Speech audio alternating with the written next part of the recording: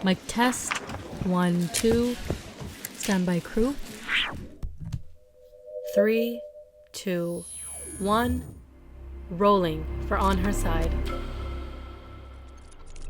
Assalamu alaikum wa rahmatullahi wa barakatuhu, and welcome to On Her Side. I have with me my guest today, Salma Faruqi. Salma, assalamu alaikum wa rahmatullah. Wa alaikum assalam wa rahmatullah. Jazakallah for making the time to join today. Jazakallah. So today our topic is parenting specifically with little ones. And I know, mashallah, you're the proud mother of 3 little ones. How have you been finding it? Alhamdulillah, it's a lot of work. Mashallah, it's a big blessing, but keeps me on my toes. Yes, and a big responsibility big as well. responsibility. Yes, I know. You know, there's so much information out there for new parents. It's literally everywhere you go.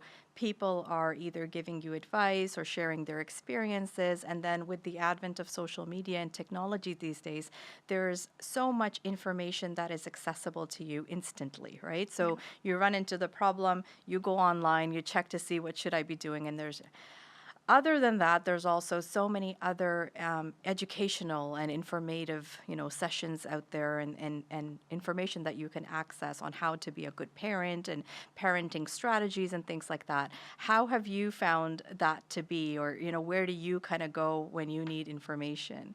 Yeah, that's very true.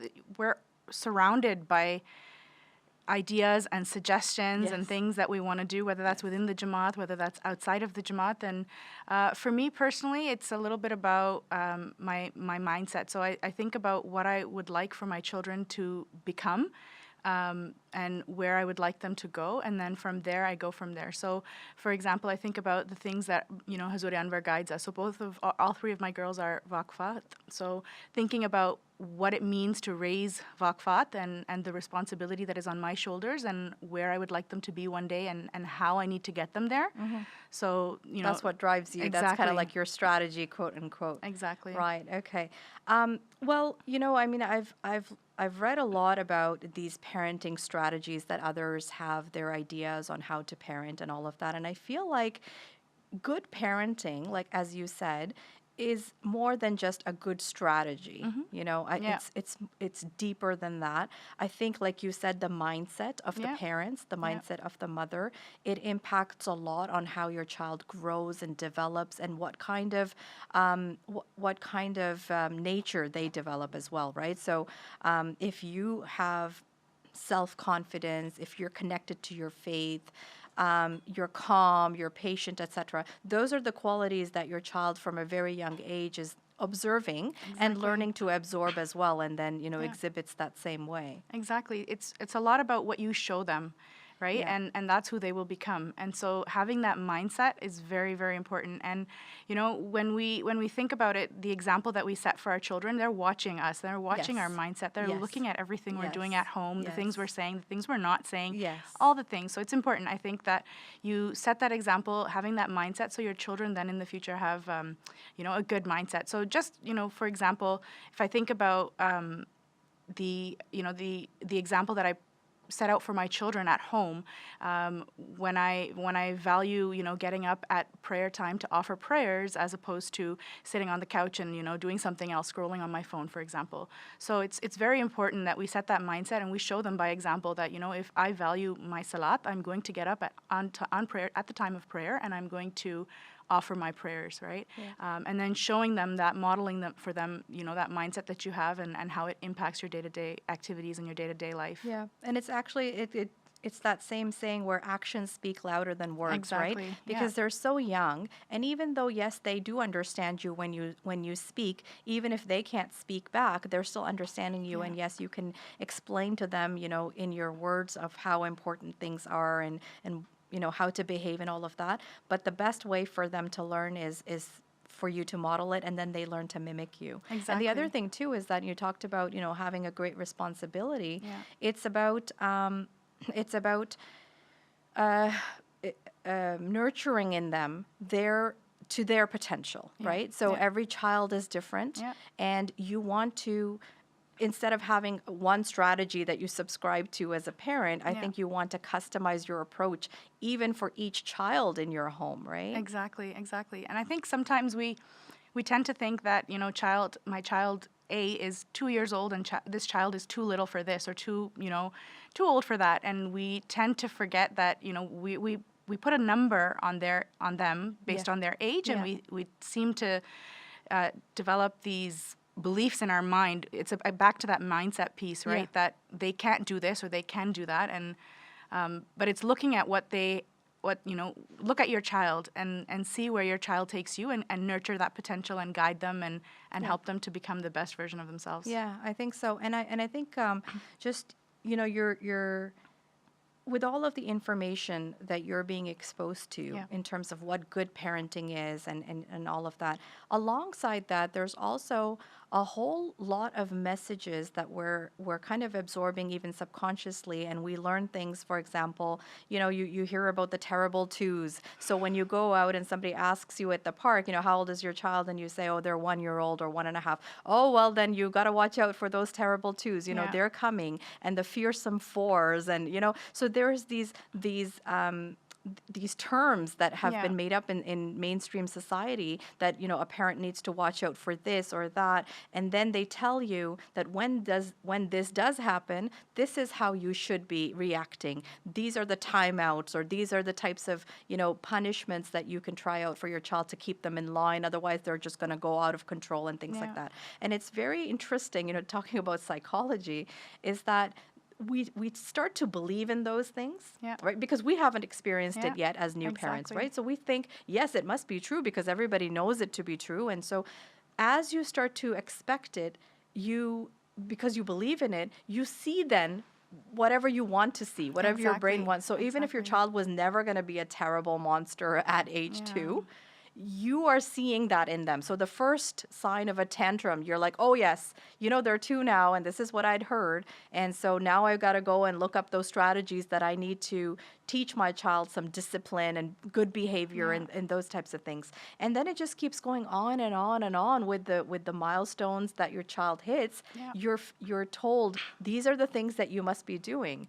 And it gets to be so much sometimes. It really does. And that's where you have to really stop and sit back and think about it. And, sometimes we're just on autopilot. We're just parenting, trying to, tackle all the things in the day that we need to tackle. But we really need to sit back and think about it. Okay, what is important to me, and how do I need to get my children there? And look around you. I'm sure you'll find lots of great examples of parents. We have them all around us. So look around you. Who can you look up to? You've watched your mother raise you. You've experienced that. And so looking at those examples and learning from them, I think is very important, as opposed to what everybody else around you is just doing, and this is the best thing to do. And then they have these articles, that you come across, where how to best prepare your child for daycare, how to best prepare your child for their first day in kindergarten. And it's all these strategies and do's and don'ts and tips and tricks, and it's so overwhelming, and you try to implement them in your children, and it doesn't take, and then you get so frustrated and depressed almost, because you're like, oh, my child's not ready. How are they going to go to school and navigate the washroom, or navigate their lunch, or communicate with the teacher, or something like that? And so it's just all of these pressures, that are constantly building up, and you don't know how to sort through them. But you mentioned one thing. You said sometimes you're just on autopilot, right, as a new parent, and we've all been there. We know about the lack of sleep, and then you're just, you're a zombie, and you're just going through your day, and then your child falls asleep for 20 minutes, and you're so excited, you just run around in circles for those 20 minutes thinking about, should I take a shower, should I eat my meal, should I be on my phone, or so we've all been there. But I think a really important lesson for parents, for new parents, is to balance your own needs with your children's. Very important. I think especially as mothers, we want to become super moms, and we think that this is our responsibility. We have to take care of this child's needs 100% of the time in the 100% most best possible way. Of course you should. You are their guardian, but I think that balancing your own needs as a human being leads you to become a healthier parent for your child. And I think that also, if they see that you're also eating your meals, you're also hungry, so you're also eating, it teaches them as well what the family hierarchy is, right? That you're their parent, and that you also have needs, and you will also take care of yourself. Exactly. Have you ever heard of Self-Care Sunday? it's such a common thing for working professionals Yeah. to think of Sunday as a day that you take care of yourself to prep for the week ahead. So if you're a working mother, for example, and in your professional life you're seeing this and you're spending the time, you're seeing the people around you spending the time to take care of themselves, to prepare for that week ahead, why are we not doing that at home with our children, right? Yeah. We need to take the time to think about how we can prepare ourselves mentally, emotionally, physically to be there for our kids. Yeah. Yeah. And I think a large part of that is delegation, which I know sometimes as new parents and new moms, we have a very difficult time doing. Yeah. And I think that, you know, one of the things that I kind of fell prey to was this idea of I have to do it all by myself. Yeah. This is my responsibility. I've got to take care of this. And so I literally wouldn't delegate even to my husband. I Yeah. wouldn't let him do anything because I would just automatically think that he doesn't know. Yeah. He doesn't know how to do it right.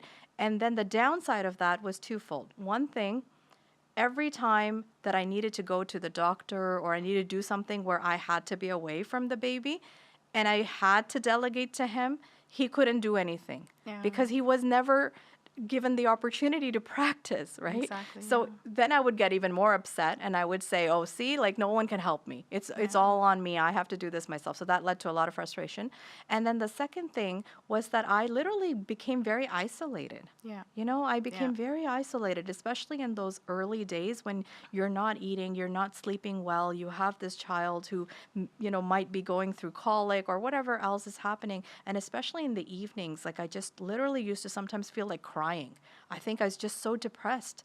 And that's a lesson that I have learned that I want to, you know, sort of convey to everybody out there is Yeah. that learn to share the responsibilities. It takes a village to raise a child. Exactly. Delegate to your partner, delegate to the grandparents are there to support you. So take on that support, right? Yeah. I think even if you're not offered that support, I think you should Ask reach for out it. for it. Ask Exactly. for it. Exactly. Absolutely. And we have support all around us if you're, you know, you're blessed with a family, parents Yeah. nearby. And definitely with the husband, start from day one. Yes, yes, He's- yes, yes. He's absolutely. part of this. Absolutely. The other thing too, I was thinking about, you know, in terms of the pressures that we feel like we absorb subliminally sometimes as well as new parents from those around us is when we compare our children to other children, you know, Yeah. when we go to the park and we see other kids doing some Yeah. other developmental milestones that they've hit that your child hasn't. And then there's people who will say, you know, oh, your child is not potty trained yet, you know, they're still not on solids or they're still taking the bottle. And you take all that pressure and then you translate it on your child because it's like, oh, you know, you become really, really worried that you haven't implemented this particular change yet. So you force it on them sometimes Yeah. without preparing them, without taking into account, like you said, that customized approach towards each child. What are their strengths? Are they able to take this on or not, right? And so that's something that I learned as well. Is when somebody said to me that you know, my daughter is too old to have the bottle because they've started to develop the teeth and everything, so they should be drinking their milk from a cup. And I got so worried, I threw out the bottle the same day, like all the bottles, and I got a sippy cup and I put milk in it, I warmed it up, and I'm so happy, oh, now she's gonna, and she didn't. She stopped drinking milk altogether because I never went through that preparation process, that weaning off, right? And I learned it when it was too late, and you know, it was just, these are the ways that you learn. Yeah. So I think that we should also be very careful about not translating those pressures onto a child. Yeah. You know, it's like when you're in a rush, you have to get somewhere.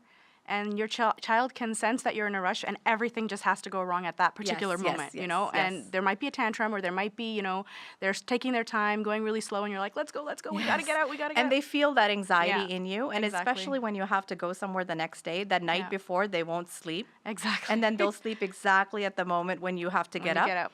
Yeah. Oh, yes, Yeah. exactly. They feel all of that, and they really do have that connection with you, right? So Yeah. they feed off of your emotions, and Yeah.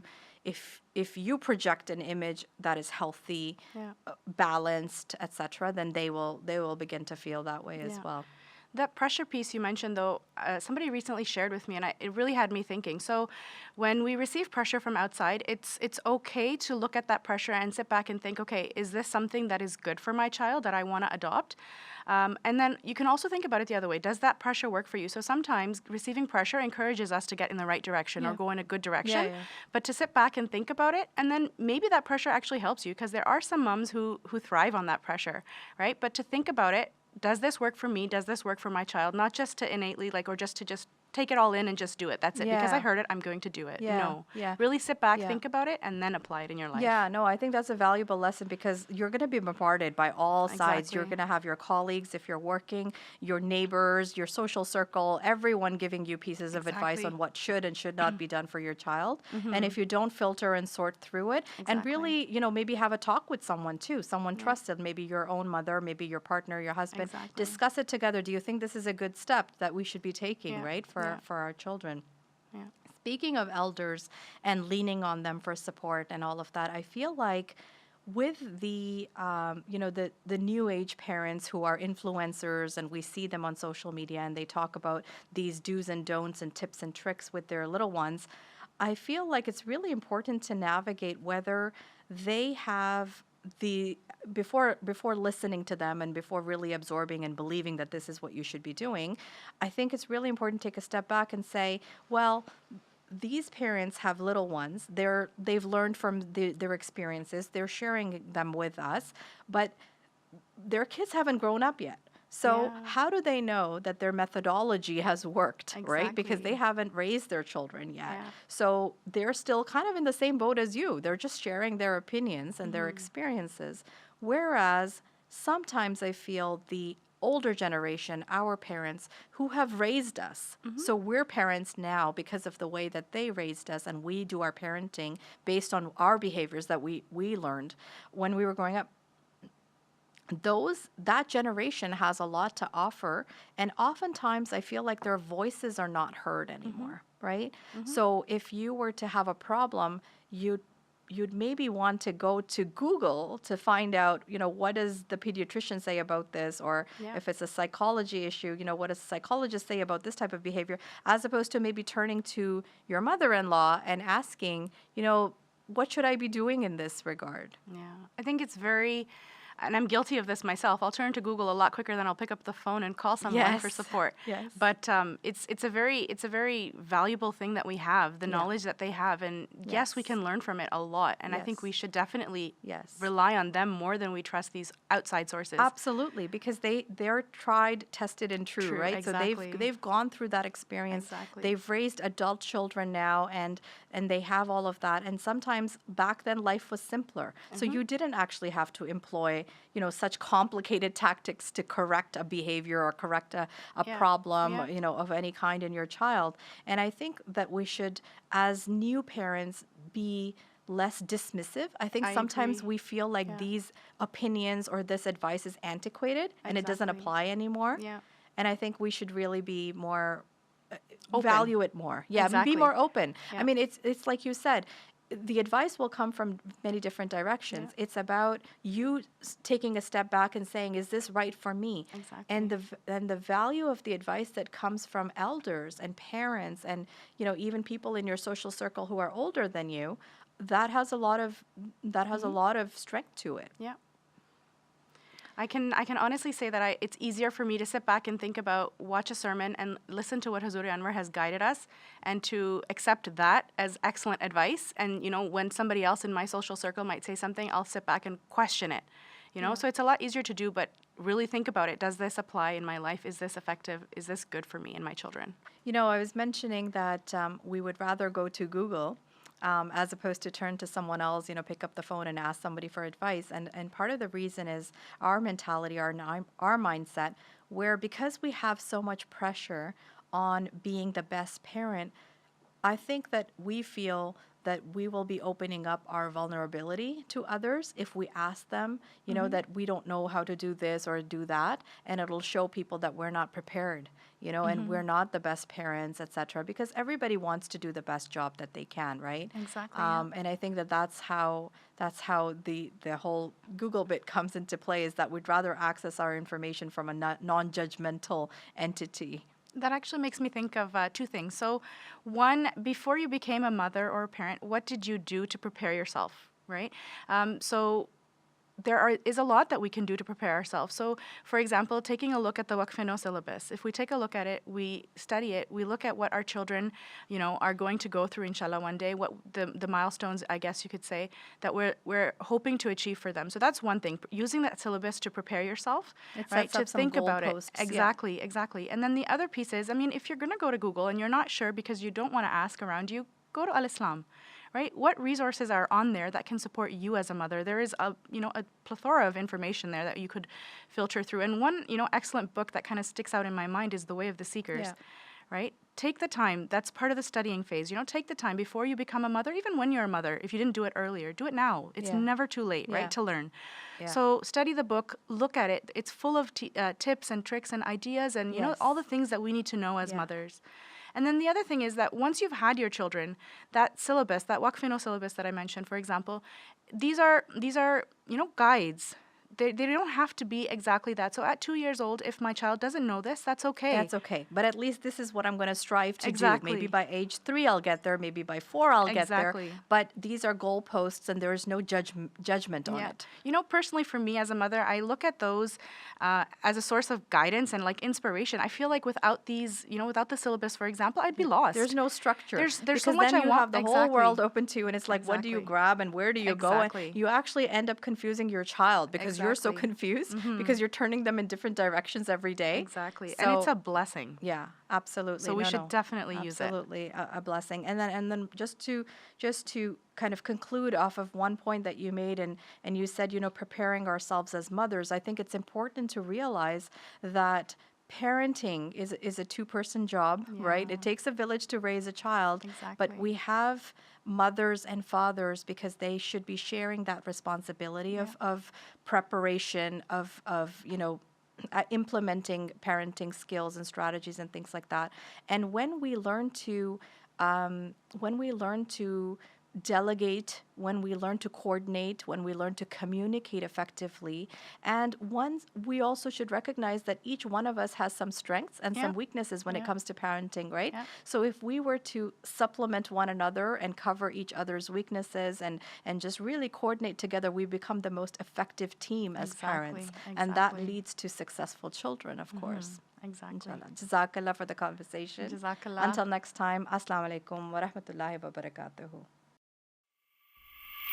Cut. That's a wrap for On Her Side.